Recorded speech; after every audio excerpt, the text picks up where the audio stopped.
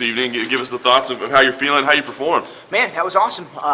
We planned to stand with them pretty much the whole time. I was prepped to go all 3 rounds, just to not have like that early finish mindset. If it doesn't happen, you're like a little out of it. But I know I'd be able to beat him with a punch, and we'd planned to throw straight rights every time. But that hook actually was good. We work like a lot of like colliding style punches, where like if you get somebody who moves and I move a lot, you gotta like time the movement with the punch. And man, that right hand actually was like pretty easy to find. And then hit him with it, and man, we thought we'd hit a right hook after a lead uppercut, which kills southpaws because you can get him to like come up and then wrap around the ear.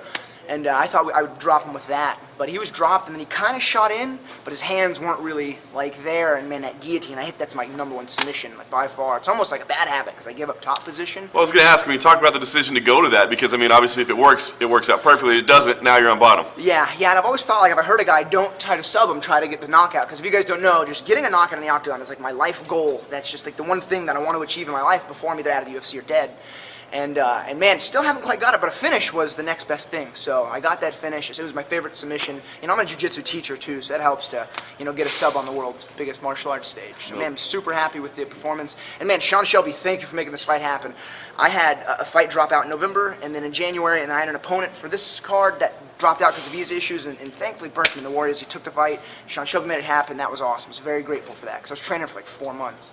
What was your feeling like during that time? I mean, did you think, like, there's no way I'm going to get a fight, or were you able to stay focused and make sure you were going to stay ready? No, I tell my students, I got one guy, Jake Heffernan, coming, he's 5-0. I'm like, there's no motivation like UFC motivation, and I've taken a few short notice matchups, like my debut, and man, like the second the match is like presented, dude, fight camp begins, and man, fighting guys like Nope was cool. Like when I was talking to Joe Silva at the time, he said Kyle Noke, and I was like, oh no. But at the same time, I was going to take the fight no matter who it was, but I've watched this guy fight since I was a kid, and it's just like crazy to know you'd be in the cage with them. And then when he said Berkman, I was like, man, I hope that pulls through. That's awesome. And then it got me thinking, like, there's a lot of good young go-hards that I'd love to fight. Like Bradley Scott was the guy I was originally matched up against from England. He's coming down to welterweight. I would love that fight still too. But man, since I can fight some of these vets, I'm going to ask for them. Like I know Yushin Okami's fighting Diego Lima. I'd fight either of those guys. Those are 2 really cool guys I've been watching for a little while.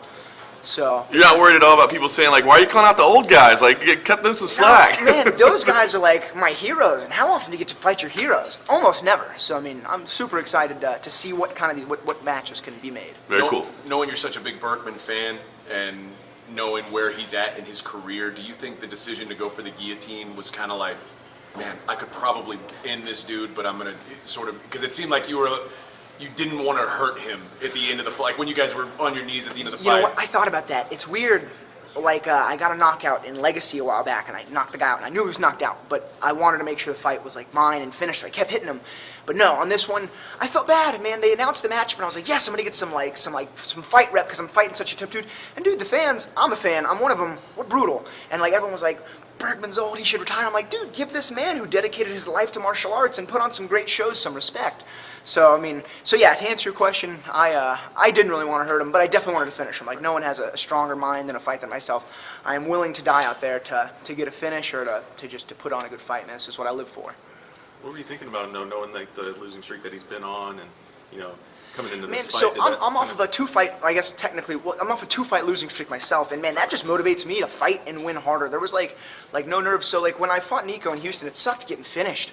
But like once you experience essentially like the worst aspect of this, losing in front of like your hometown, and like being fine in a few minutes, and like waking up the next day and like everything's fine.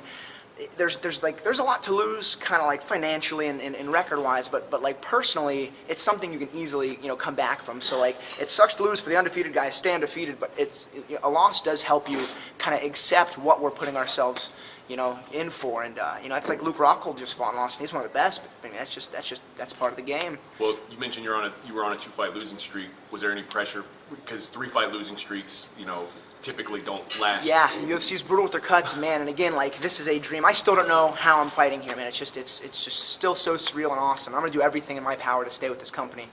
And no, yeah, I definitely needed to win it, but there was no extra pressure. Every fight is the most important fight and the hardest fight, and the fight I'm gonna fight the absolute hardest in. So, awesome. Yeah, I was excited for that. Thank you very much. Thank you.